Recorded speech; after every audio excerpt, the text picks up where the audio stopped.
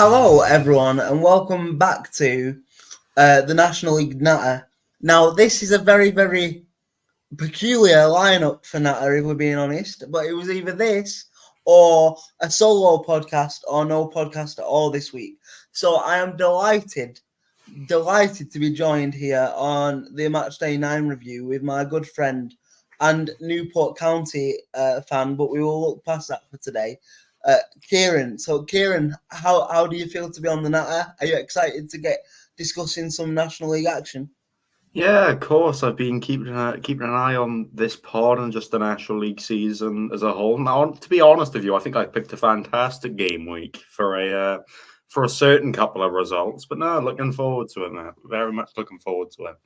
Absolutely, let's go. And to be honest, like you said, I think for a new podcast host that's probably not in the league, it's always helpful on the fixture list when you look and you see such a obvious result to start on, and that is in the half-5, the TV game as well. And it was Dagenham and Redbridge versus Gateshead, and I seen in the week Gateshead were doing a lot of promo about how it was the DAZN debut and how they were so excited and all this and all that, and then Dagenham decided to turn the script completely on its head and win. Not just win, Keiron, they won 7-1. Now, no, I didn't say that wrong. Don't adjust your volume. Yes, Gateshead lost 7-1 this weekend. Now, anyone that knows the National League so far this season and the majority of last season, Gateshead are probably the most attractive footballing side in this division and probably play some of the most attractive football in the league in general. But I think obviously they've been flying. It is the first defeat of the season. But I do think there has been little signs that maybe they aren't as smooth as at certain points of last season so far. And I'm not saying anyone expected them to get beat 7-1 because it's a bit of an abnormally, I don't think it will happen again. But there has been signs that maybe they're not as strong as they were at certain points of last season. At this point, obviously, we got a point against them at Boundary Park. We should have probably beat them. They beat Barnet 2-0, which is a very good result. But Chris is a Barnet fan who normally hosts this podcast with us, and he said on another day Barnet could have scored 3 or 4 goals. So, there's been signs there, but I think it's just it's interesting because they have a very distinct style, but then they don't have a plan B. I don't know, or maybe teams are just slowly starting to clock on. If you press Gateshead, they can't pass around you, and they'll never go long. They don't like to go long. They won't change how they play. So, do you think that's a little bit of naivety from them sort of on that sort of regard? And obviously, I listened to Rob Elliott's interview, and as any good manager does, I think he shields his players. He said, "Look, it's an off day. It's a very, very bad off day, but it's something that we've got to learn and maybe adapt our play style a little bit." But in terms of Gateshead, just to get us started, is it a bit of a wake-up call that as much as everyone wants to, you might have to mix up your game a little bit and go direct some games and not just try and play this Pep Guardiola Man City football all the time, especially at National League level? I mean, yeah, I suppose you're always going to have that off game, especially if you play such a unique type of football for the National League level. You don't see teams often attempt to play like Man City when they're playing Dagenham and Redbridge. But no, if teams, and you'll imagine potentially other teams in this division will look at that results and look at how Dagenham managed to get that many goals past them. They may not aim to score 7 against Gateshead, but they'll realise that a press is really effective to them. So I think it's definitely a wake-up call for Gateshead to try and incorporate other parts of football to their game. Maybe not as pretty. Maybe it's a long ball direct, way of playing the way that we always associate these lower league levels of football. But yeah, I think it's definitely a wake-up call because other teams will be looking at that result and almost learning off of Dagenham and Redbridge. And especially if Gateshead don't have a plan B, it could turn into definitely a reoccurring theme now of teams pressing them and causing them those issues. I think almost quite sort of it's quite funny because although we're saying this, I do think it's important to be the reason, like the voice of calm a little bit, and say that these off games can happen. And don't get me wrong, it is an off with a capital O game for Gateshead, but I do expect them to still be sort of in and around that sort of title challenge, promotion challenge. But I do think it's interesting now, and I think that the response next Saturday for sure will be an interesting one. But from a Dagenham point of view, really, I'm just looking now that they had 3 players that all scored braces in Junior Moraes, Dion Pereira, and Josh Rees. Now, that's quite special in itself, isn't it? Because normally it gets celebrated a lot when one player scores a brace, but when three of your players are scoring braces, you're having a good day. But in terms of a result for them, that it could be sort of a sort of real sort of season starter for Dagenham, really, can't it? Because if we're being honest, obviously that position, that result has put them into 9th with obviously a very, very good swing on the goal difference now. But they haven't started amazingly, if we're being honest. They've drawn 4 games in 9, only won 3 of them. But that can be sort of a catalyst to a good season, can't it, Keiron? I mean, yeah, if I'm not mistaken, their game prior, they beat Sutton 3-0. So, that's another game that you look at it and you could say that's definitely a season starter for them. But, you'll probably look throughout this entire season and that will be the standout game of it being unexpected. And given the fact that Dagenham kind of have that reputation in this division to not be quite up there in terms of playoffs, but to be mid-table, I think getting that kind of result could be a catalyst to build a bit of momentum and to take that extra step towards, who knows, potentially a playoff push. Yeah, absolutely. And like I said, I think the sort of response from a Gateshead persuasion will be interesting to see on Saturday for sure. But moving on now and talking about the teams in and around Gateshead looking to capitalise and take advantage and move up the table. I want to touch upon a team that has divided opinion on this podcast. Well, I say divided opinion. It's probably divided opinion with the York fans, but me and Chris have been in agreement that if Matt Ugler can stop his sort of football manager tactics as a chairman from last season and actually focus on the footballing side, then they have more than enough York City to be able to challenge for the playoffs. And I think we're beginning to see that now. Not only are they obviously it's only 9 games in Keiron, isn't it? But not only are they challenging for the playoffs, they're actually sitting pretty at the top of the league now with the Gateshead result. And look, it's not really a surprise to me because they've got some wonderful players at York. His name is a shot, Leno John Lewis, some others. But I think for them, it's been a really, really, really solid start to the season, hasn't it? You're looking at it and you're top of the tree. You probably didn't expect to be top. Yes, probably teams that are expected to be top have had a bit more of a faltering start to the season than you. But at the end of the day, you can only focus on yourself, can't you? And I think York have done that, and they've done that very well. They've won 6 of 9 now, drawn 2, and they've only lost 1. They've scored 15 goals, so scoring goals isn't a problem for them. And they've only conceded 6 goals in 9 games, so it's a really sort of positive start, isn't it, for York? And I think it's just a question of whether they can maintain the consistency to be able to do it for such a long season.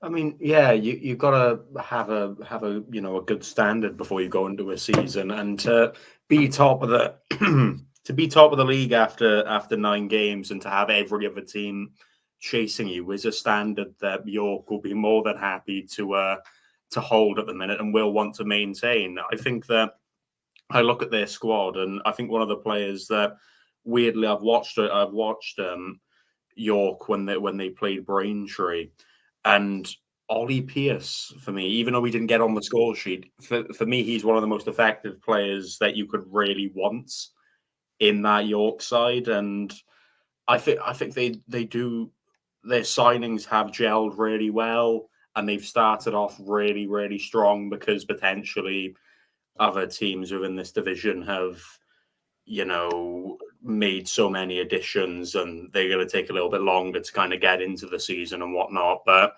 York have kind of maintained, I suppose, a front foot of what they had previous, and you can see it because they've started off really strongly, and it'll be something that it's interesting to see if they can hold on to it for 46 games. But at the end of the day, they're 9 games in, 2 points clear at the top on 20.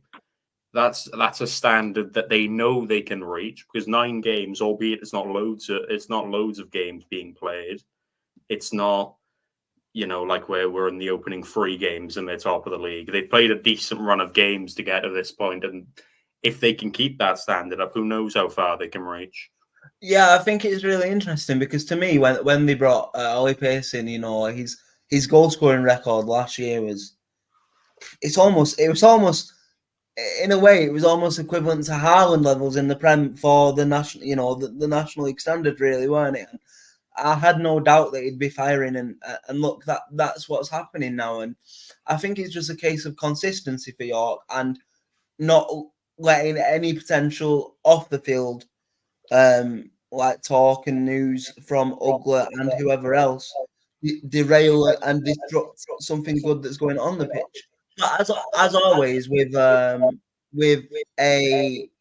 big um, result like this, you've always got a casualty, and we've actually had our first manager departure of the season, and that manager departure is so with this comes the first casualty of the season, and that is Chris Beach at AFC Fylde, obviously losing his job, and this has just been breaking, if you would, just before we came on the pod, so this is as fresh as can be. The club have announced Chris Neal and Nathan Delfonso. What a name! What speak of Barclays man this week? He's up there as well. But they've announced them two are going to take the club forward while they search for a manager. But I don't think this is as much as a surprise as people are thinking. Obviously, they are in the bottom 4 at the minute. Really, really struggling. No wins in 7, which obviously is not good enough. But I think what surprises me with Fylde season upon season now is they've got the talent in the squad to do so much more than they have been doing. Nick Horton is probably one of a few like top elite talents at this level that probably shouldn't be at this level, but has been playing down here for how many years? Stabby is another one. I know they've got one of your old boys in Zamzala. You know what I mean? So they've got enough firepower there to really sort of be pulling themselves away from trouble. So I don't know whether the ownership has thought and seen maybe it is a manager thing, maybe it is a tactical problem. Let's try something fresh, or whatever it could be. What are your thoughts on the departure, Keiron, and where you see Fylde really? Yeah, I mean, you kind of mentioned that, they've got players that shouldn't be 23rd in the National League after the opening. Well, they've played 1 game less than most, but I think when you have a squad that is quality, and this isn't even just for National League, this is kind of just a broad thing within football, and you've got a squad that is highly, highly underachieving. I'm not saying that squad should be challenging for playoffs or anything, but that squad definitely should not be, very much deep inside of the relegation zone. So I don't think the change in manager is a huge surprise. 8 games is a decent amount of time to get something going that is positive. And you even look at the stature of some of the teams they've lost to. Yeovil 3-4. Of course, they've newly come up. Wealdstone, who really, really struggled last season, especially. and you even got Woking last season, just kind of building into this one. But no, I mean, the kind of change in this regard, I don't think is a negative one by any stretch of the imagination. I think that squad, like you mentioned, is far too good to go down. And I think the change is more than justified. I think the interesting one is, though, now, and I'm not going to sit here and pretend, even though I have a National League podcast, I'm not like the oracle of the National League. So maybe this is where the listeners can come and help us out. But I think the next appointment has to be the right one, and it has to be a longevity one as well. Because they've got the talent there, but also it's not young talent. If I'm being honest, Nick Horton is 28, is he? I believe. So 29. That's what I mean. It's they're at probably at the peak and the primes now. So they need somebody that's going to drag them away. And because if I look at that Fylde squad, I am probably thinking they should have maybe an outside shot at the playoffs. Not get into the playoffs, but with the firepower they have in there, they should be able to at least compete for the playoffs. So they've got a lot of work to be done, but I think the next appointment will be crucial. But moving on then, again, to our next game this week, I just want to touch upon. I would like to touch upon Barnet versus Braintree, because Barnet are just kind of getting into a rhythm now, and it's been a really weird season, Keiron. I don't know if you've been keeping up to date with it, but Barnet have already lost 3 of 9, but they have won. They have also won 6. They've not drawn a game yet, so they just keep motoring on, even though they've already lost 3 games.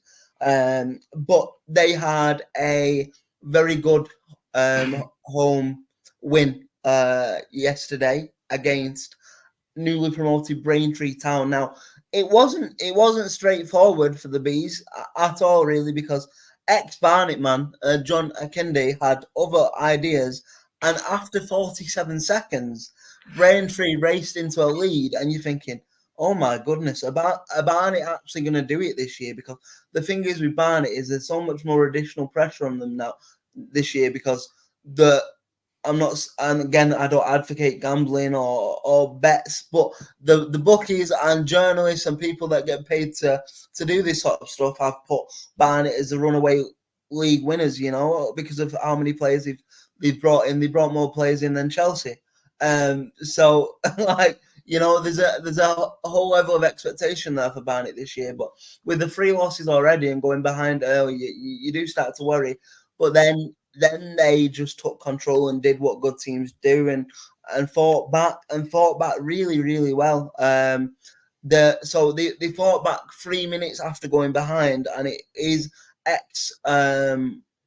Oldham and Hartlepool man Mark Shelton with yet another goal. It seems like he's gone to Barnet and he's started adding goals and assists to his game, which is something that we never seen at Oldham. And I promise you, I'm not bitter at all. It's just the way it works sometimes with a player. So they were back on level terms within the 5-minute mark, and then within 16 minutes, Callum Stead, who Chris has a bit of a man crush for on this podcast, got yet another goal this season to put them 2-1 ahead, and then it was a Braintree own goal to wrap the game up 7 minutes from time to mean that Barnet's unbeaten home record this season in the National League continues. But I just think consistency is so important, isn't it, Keiron, in a league like the National League? And yes, they've lost 3 games, but the fact that they've not drawn any games, and the fact that they've lost 3 but they've won the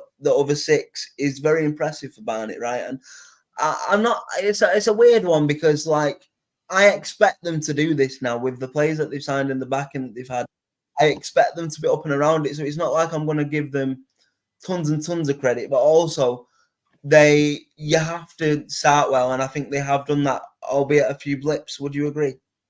Yeah, I think that when you look at it from I suppose if you want to look at it from a maths point, you can draw 3 games on the bounce and it gives you exactly the same point tally as 1 win. So to build 6 wins out of your opening 9, albeit you've got 3 losses, it's a really impressive and encouraging start. And those losses that they've picked up have almost been immediately bounced back by them, which I think is another sign of a really good team, that you can respond from deficits and you can respond from being beaten really well, and even responding from a deficit of being down within 47 seconds against Braintree. To be able to respond in that way is very positive, and I'd understand why bookies and whatnot have put Barnet as runaway league winners, given a mass amount of quality they've had and the fact that they've been close within the past few seasons. But it's a very encouraging start for them if they can convert some of those losses even into draws, albeit it's not that much of a boost for them. It's gonna those points will add up at the end of the season. So it's an encouraging start. They just need to build up that consistent winning run to really back what the bookies have said. Just quickly, from a sort of Braintree perspective, like, I think the mandate this year would be to compete to survive, not even necessarily survive. It is a dog eat dog league. This, anyone can beat anyone in the National League, as Dagenham have already proven this weekend. So the fact that they are 20th on 7 points, just above that dreaded line, I think they'll take that at the minute. I mean, the form isn't brilliant, if we're being honest. 4 draws and a loss in the last 5 games. It's not great, but I think if your mandate is to compete to survive and then try and survive, they are doing that as the table stands now. But yet there is another 35 plus games to go. So I think, what are your sort of thoughts on Braintree and like their sort of start to the season now? Yeah, I entirely agree with you in that they shouldn't really be aiming to do anything other than attempt to survive. They spent so many years within the 6th tier and building towards this promotion that they did achieve last season, to where if they can make steady progress towards survival, or even manage to get over that line, it'll be more than successful. But you look at their opening 9: one win, 4 draws, 4 losses, albeit it's not a pretty kind of start to have. I think it's efficient in the way that some of the teams that they've played, they've proved that they're hard to beat on their day. And even in the games that they lose, albeit you take the Oldham game on opening day kind of out of consideration, they're not being entirely out of games. They're not being pushed away to where they're out of them. I think that's encouraging in the way that they're still somewhat in games that they are losing, but they've got Tamworth now next Saturday. I think that's a really, really good opportunity for them to get their second win on the board and develop a very small cushion to build upon within the next few months towards this end of the season. Yeah, I couldn't agree. I think their sort of story and their sort of battle is definitely one to keep an eye on. But moving along now, moving again at the right end of the table, I want to touch upon the Forest Green versus Wealdstone result, because if I'm a Wealdstone fan, I'm going into this game and I'm thinking, well, it could be a long one. You know what I mean? It could be a long day. It could be a long day because they've only won one in 9. They've lost 5, and they're leaking goals left, right, and centre. And Forest Green harbour ambitions of getting out of this division, first time of asking, and they are unbeaten in the last 5 games coming into this. So it looked like an uphill struggle. Certainly when Forest Green went 2-0 up in 6 minutes, you're thinking, oh my god, this could be 5, this could be 6, they could even do a Dagenham and make this 7. But I think it's testament to this character of this Wealdstone side to be in the position that they're in now and have such a spirited fight back. And actually, the game ended 2-2 with Wealdstone scoring in the last minute, and I think this will feel like 2 points dropped for Forest Green, don't you, Keiron? And from their perspective, if you do want to get out, especially with only one going up automatically from the National League, you have to be beating these teams, don't you? And you have to be beating them in a certain manner as well, I would argue, at times, especially if you've got the budget that Forest Green have got. So it definitely feels like 2 points lost to me for Forest Green, but definitely 2 points gained in the relegation scrap for Wealdstone, right? Oh yeah, definitely. I mean, not only is it a reality of Forest Green going into the game should be beating Wealdstone regardless, the fact that you've produced 2 goals within 6 minutes, that should be your setting barrier to be able to absolutely walk through that game and make a statement win on the rest of the teams within this division. Why is my smoke alarm going off? We got some problems. Oh, While Kieran's household sorts out the smoke alarm and hopes that nothing's going on. He's no, back fine, now. He's no. back. We're He's good. back. So I will let you just continue what you were saying. Yeah, that was bizarre. But no, you're going into this game.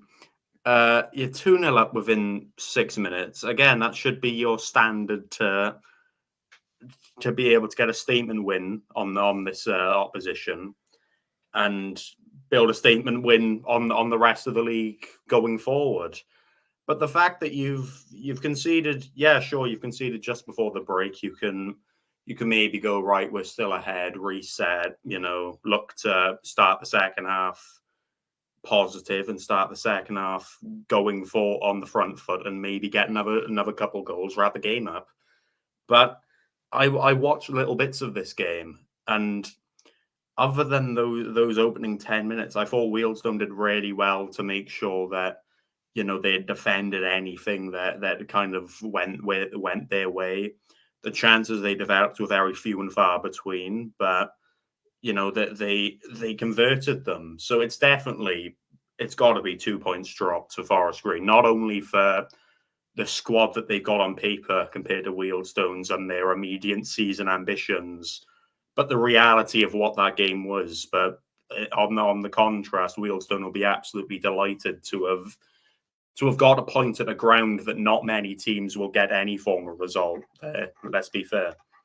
Yeah, absolutely, absolutely. And I think the signs are there that Wealdstone are starting to progress and build as the season's going on. So like, hopefully it'll click for them eventually, and they seem to be the masters of the great escape at this division. Everyone seems to put them in the bottom 4 every year, and they find a way.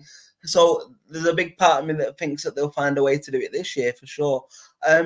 Now the final game I want to touch upon before the break, and this one's hurt me so far this season, is Rochdale's phenomenal start. And yes, I'm feeling okay, Keiron. Can you believe I've just said that? But the professional in me has to take my hat off and be like, yes, they've had a very, very good start. And we, in the preview show, me and Chris highlighted this as our joint tie of the week because I had this in the back of my mind. I thought, you know what? The little cynic in me thought Rochdale have had quite an easy run so far, and this will be the first sort of big test to see where they're at in terms of a Solihull Moor side that are up there every year, but also are serial bottlers in this division. Sorry, Callum, we love you. But it turns out they didn't pass the test, really, Keiron. They lost 2-0 at home to Forest Green this weekend, Rochdale. And look, I'm not going to rub it in too much because they're still 3 points ahead of us. They're doing a lot better than we are at this point. But it does kind of feel that maybe the run has been a little bit kinder to Rochdale than people want to admit. And as soon as they come up against one of the elite levels, they might not just be quite there yet. And that's okay because they've had a big turnaround of players themselves this year. Jim McNulty is doing a great job at leading a rebuild at the Crown Isle Arena, and it's going to take some time, and I think the start they've had is very positive. But I was reading some fan reaction from the Rochdale camp, and they said obviously they're not going to get too dramatic because they're still doing very well for the fact that they probably didn't have a lot of expectations to be this high in the league this early. But a lot of them did say it felt like a game from last season where they kind of struggled and petered away and just kind of finished, outside the playoffs in the end. And I think that's it. I think that the sort of the good thing for Rochdale is they now this year seem to have a consistent goal scoring striker, which they've not had for a number of years in Keiron Mitchell. I believe that might be either his fifth or sixth goal of the season already, which is obviously a great return. But I think just the experience and the quality of the Moor side really kind of edged out Rochdale in this occasion. And it was Connor Wilkinson with a brace that helped Solihull to the win, really. But I just wondered your thoughts and opinions on the result, really. Yeah, I think first of all, regarding like your mention of Rochdale's run, I suppose being quite kind to them when you look at the stats, I suppose, of the teams they've beaten. I'll say you can only beat what's in front of you, and as much as they are definitely kind of games that then your Solihull, even Eastleigh, like they play next Saturday, Forest Green, Barnet, and whatnot. They're still, they still have equal value of 3 points there that you'll want to build early on in the season to make sure you have a positive start. But the interesting thing, I suppose, now about Rochdale is that they've now got that stable ownership. Like this time last year, we didn't even know whether they'd be able to complete the entire National League season. So I think a lot of Rochdale fans will just be happy that their club is stable and is able to operate and run efficiently, and maybe there won't be the immediate expectation to go up this season, and maybe it will be more of a project. Jim McNulty will be the front runner of that, and whether it mean that that they aim to just be competitive but stable this season and then build it on to next season will be something we find out within the within the coming months. But Solihull, I think that playoff heartbreak paired with their FA trophy heartbreak within all the space of a very short period of time. For me, when you lose those standard of games within such a short period, it can build almost a hangover in that you'll have that losing mentality because you've went into it and you're coming off the back of what is such a so close but so far season from what would have been really successful, and then trying to build on that, it can be difficult. And I think that has shown a little bit for Solihull this season in the way that they've been inconsistent. They're just outside of the top 7 as we speak. But yeah, I think that this win, very similar to them beating Yeovil the previous match week, it's something that they need to build on if they want to kind of repeat what they did last season and go one step further. Yeah, I think that's interesting because consistency is key in any level, but especially it seems like anyone can be anyone in the National League every week.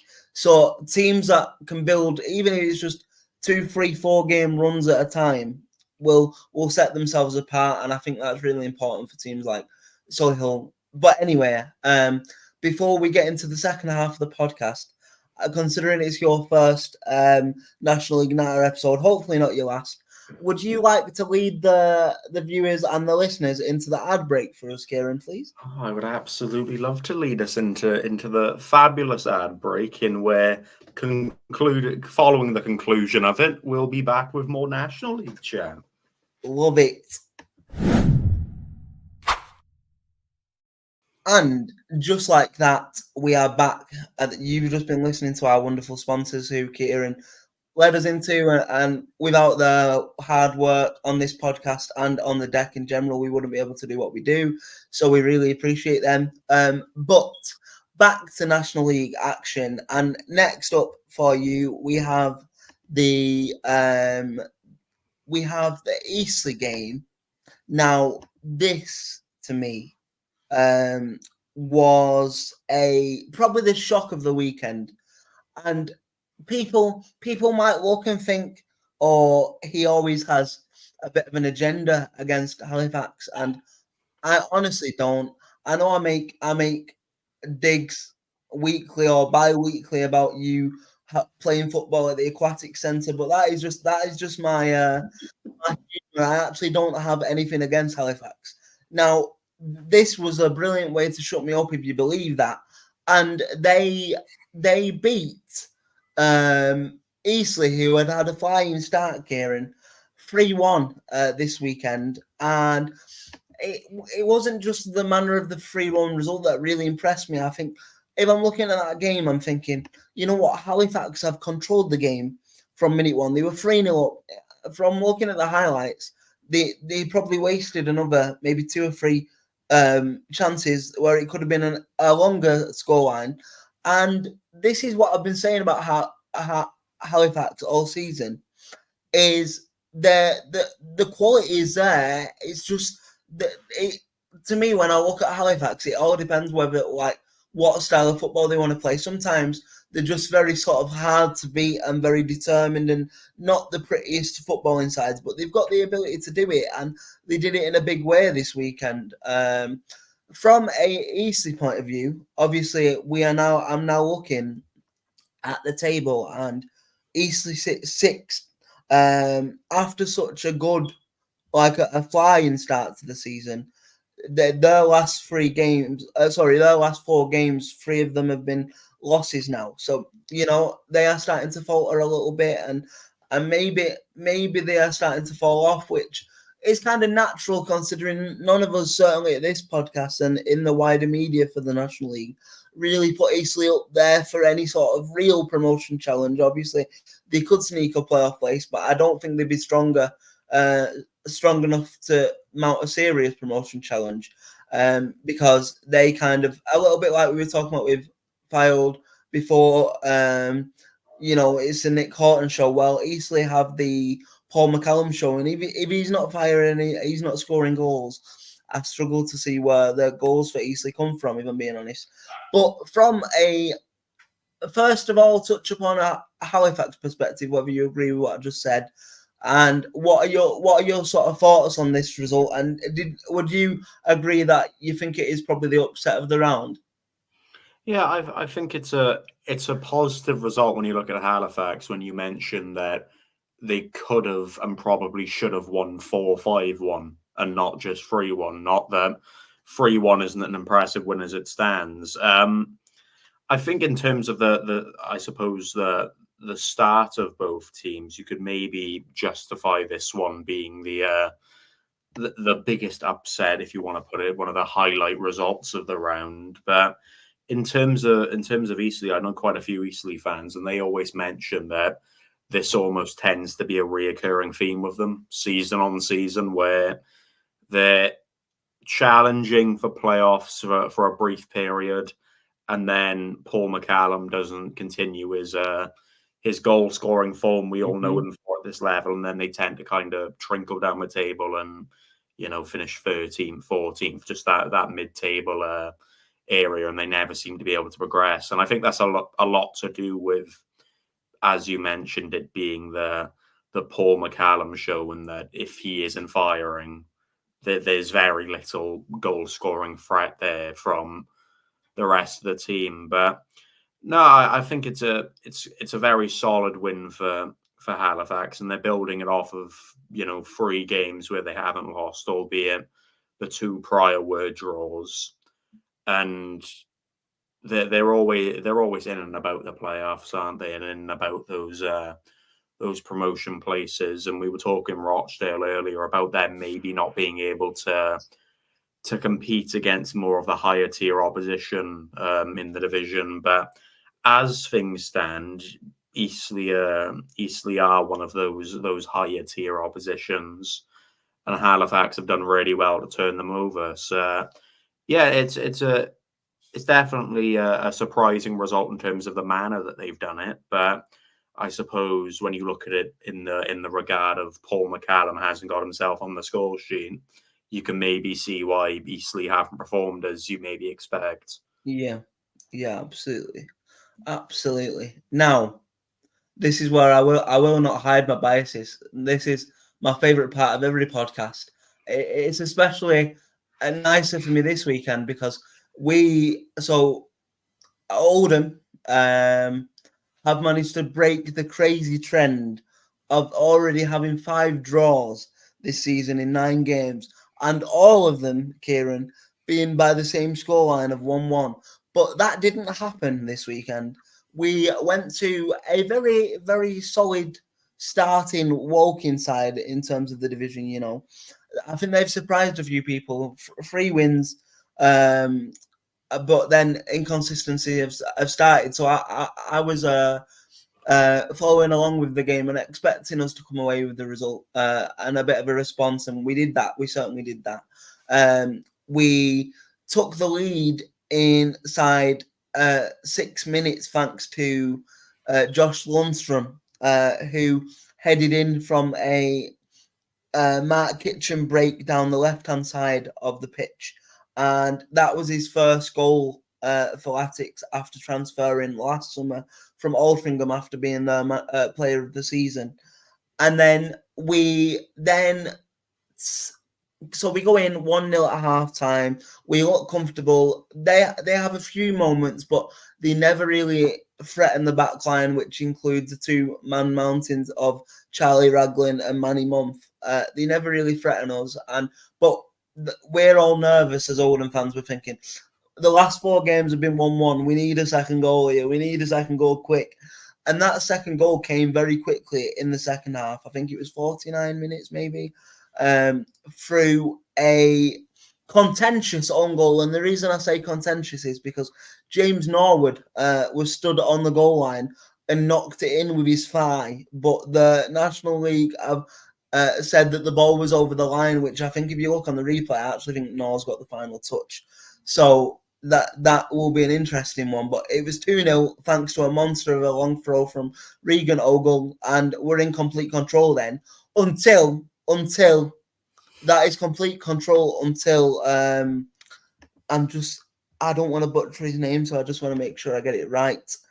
Charlie Kendall, it was, who scored a strike of a lifetime, Keiron. Now, if you don't watch any National League action all weekend, I please encourage you to go and just watch the highlights of this game for that strike alone, because it's one of them that he'll tell the grandkids about. He won't score a better goal than it all his career, probably.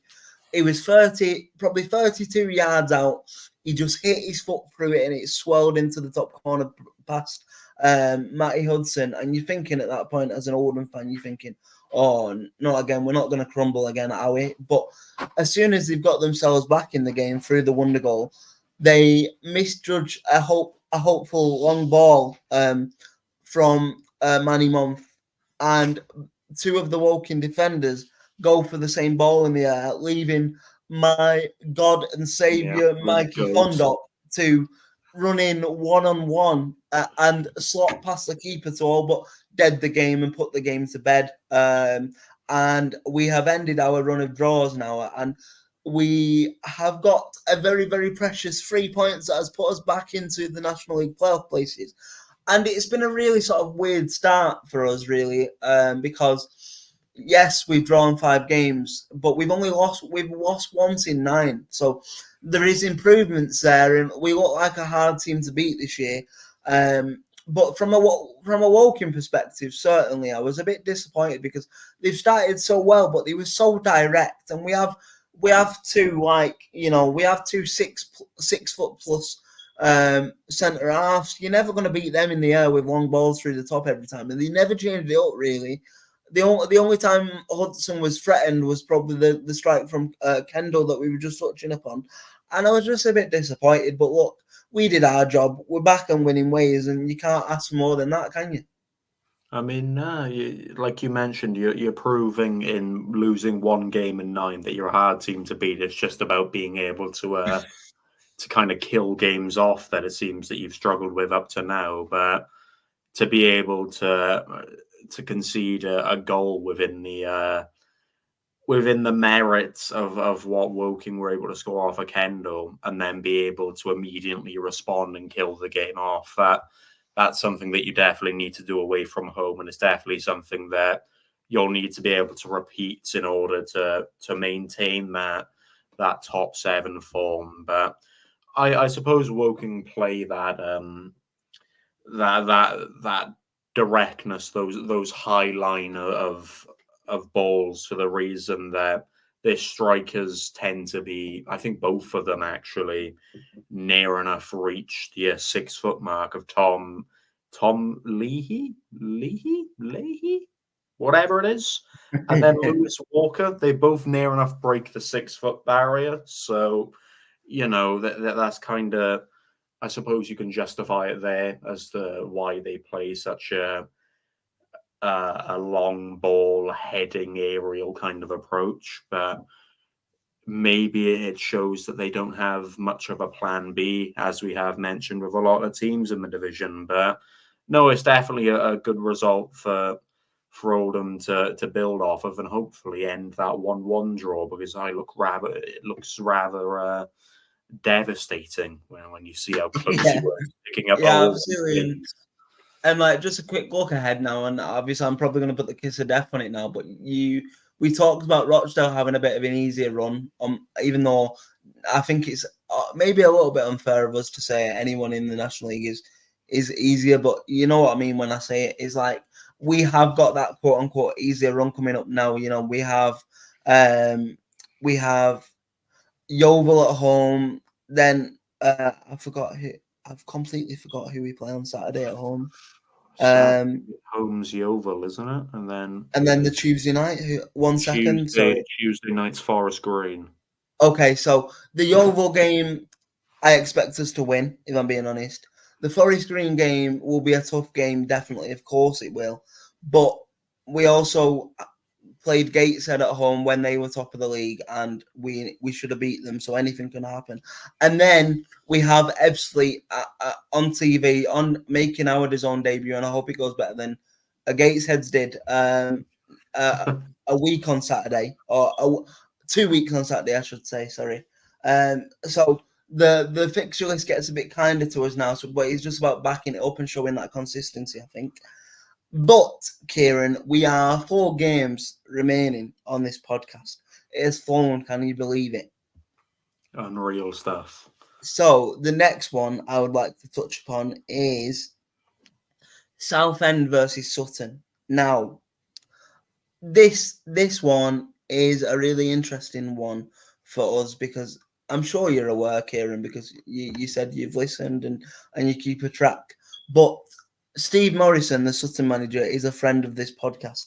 We did do an exclusive interview with him just as the season was kicking off, and he is a lovely man. And we got the sense of Sutton are going to play a certain way this year, and they're not going to sort of, give up on that, and sort of, could that be a bit naive, or will it work? And they were playing Southend this weekend, and they went behind very early doors in the game, and you were looking at this and you're thinking, you know what, Sutton haven't started brilliantly. They are currently 15th in the table after 9 games, and you're thinking they've not won in 5 games before this weekend. They've conceded early, and you're thinking, surely they have to change the play style.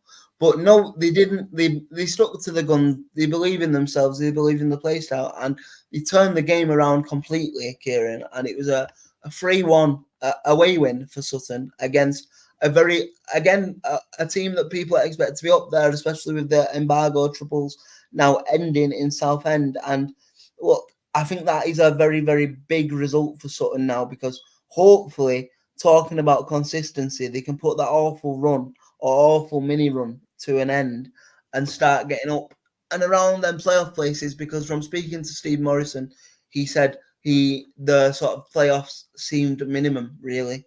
from what he was saying to us. So they need to kind of press on now and get there, don't they? But from a Southend point of view, I think Southend have, well, yeah, they've flattered to deceive a little bit so far this season. I thought, with the good news of the ownership and the embargo lifted and whatever, I thought, oh my God, they're going to be dark horses. And obviously, they've only played 8 games. It's a lot to be writing teams off, of course it is. But they are currently 4 points off the playoff paces, but they do have a game in hand, of course. And they've only won 2 games all season. A bit like us, though, they've drawn a lot of games, but I just wanted to get your perspective on that sort of fixture and both them sort of teams' start to the season, really. Yeah, I think when you're starting off, we'll talk Southend first. I think that their main concern would have been to sort out their embargo and be able to almost do what Rochdale are now doing and be a stable club, and that's what the fans will mainly want.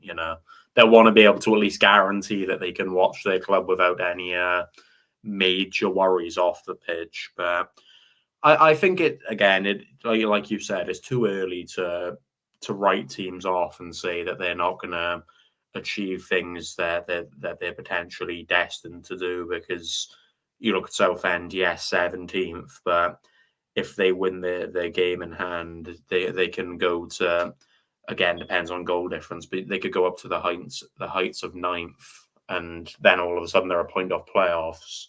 So I think it's way too early to kind of mention anything later down the line, and I think they're almost doing what a lot of teams like Oldham have done, and like what I suppose Forest Green have done, and they're proving difficult to beat. They're not losing many, they're drawing too many, though, which maybe shows that they're not wanting to commit and risk the idea of losing, especially so against the likes of Hartlepool and York. But yeah, a bit of an inconsistent start, but I don't think it's it'd be justifiable to write them off yet. And I think it's very, very similar with Sutton. I think they have been the definition of inconsistent. 9 games played, 3 wins, 3 draws, 3 losses. Again, they have a kind of run in the next 3: Ebbsfleet, Yeovil, and Woking. And if they are to commit to this style of football that Steve Morrison has suggested, then those games are a perfect opportunity to fully commit to it and make sure that all the fine details are polished in it. But both of their starts, you can't argue that they've not been fantastic. But again, when you talk Sutton, they're 2 points off playoff. Southend, game in hand, they're 3 points off. They're definitely not out of any question for top 7 or higher as the season goes on. No, you're right. You're right, definitely. And I think Sutton will definitely be up there. I just think, like you say, with everyone we seem to have spoke about this year, I think consistency is going to be a big, big thing. So, with being said, you just mentioned actually that this is part of Sutton's next run of games. But I did want to talk briefly on Ebbsfleet versus Hartlepool, because everyone knows Ebbsfleet have had a terrible start to the season. Parting ways with the manager actually after 8 games. Sorry, they'd not won a game in 8. They'd drawn 2 and lost 6. And you think, and they'd only scored 4 goals up until this point, Keiron, and you're thinking, oh my God, they could be on track for like one of the lowest points totals ever here, because at least the other teams on similar points or the same points in the relegation zone are showing a bit of fight and a bit of spirit. There wasn't really much coming out of Ebbsfleet, and they had to make a change, really, the Fleet, and they did that, and they brought in Harry Watling, and he, lo and behold, got off to the perfect, probably unexpected start against Hartlepool at home. Thanks to a Rakesh Bingham goal in the 40th minute. Now, this we talk about catalyst for survival pushes and promotion pushes, and one result can change a season. Obviously, we don't want to get too excited on say something too soon, but new manager bounce is a real thing. Like, could this be sort of the way forward and the sort of momentum that Ebbsfleet need? But also from a Hartlepool point of view, now we're looking at it, and after a good start from the pool, they are 11th in the league. They have won 3 of 9, drawn 4, and they've only lost 2, I guess, and they're still in the positive goal difference, but they have only got 1 win in their last 5 games now, and to lose to such a struggling team so far is not really good enough for a team of Hartlepool's nature, is it?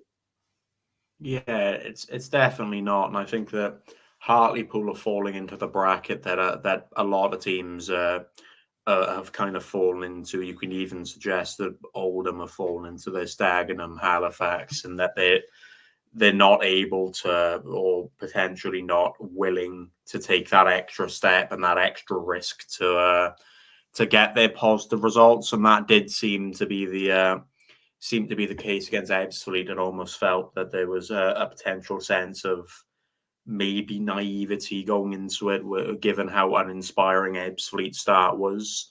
You know, that you can easily look at that team and go, right, they may have had a manager change, but they've only had a week to adapt to it.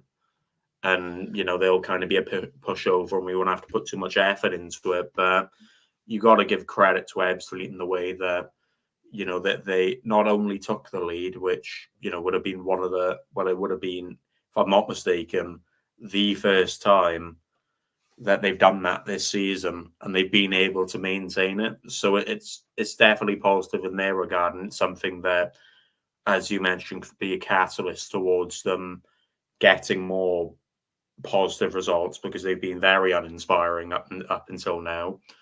But in terms of a Hartlepool perspective, I think that very much could be, again, a catalyst for either a negative run given their upcoming fixtures, or it could be a catalyst for a change in kind of intent when they go into games.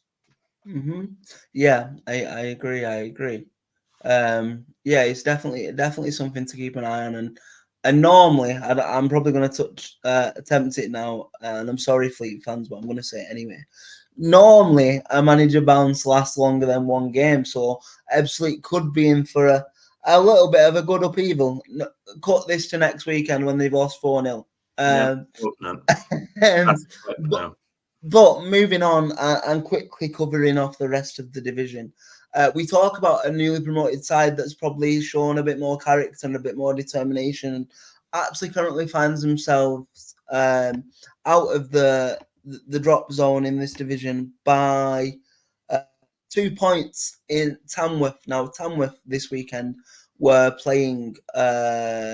They were playing Maidenhead, and they got the 3-1 result. And I think we've said on this podcast that Tamworth they look up for the fight, they look gritty, they look determined, and they're starting to slowly pick up points. Keiron, how impressed have you been with how quickly, after quite a tough start, that Tamworth seem to be acclimatising to the division?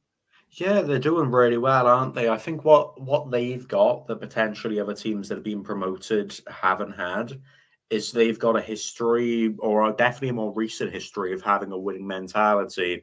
The 22-23 season, they won the Premier Division to go up to the National League North, and they've obviously come up to this division winning that league. So they've got that winning mentality, and they know exactly how to get results and how it feels, albeit the Premier Division and the National League North are definitely, you know, different for a number of reasons to what the National League is. But yeah, the way they've adapted to what was, again, as you mentioned, a difficult start, where,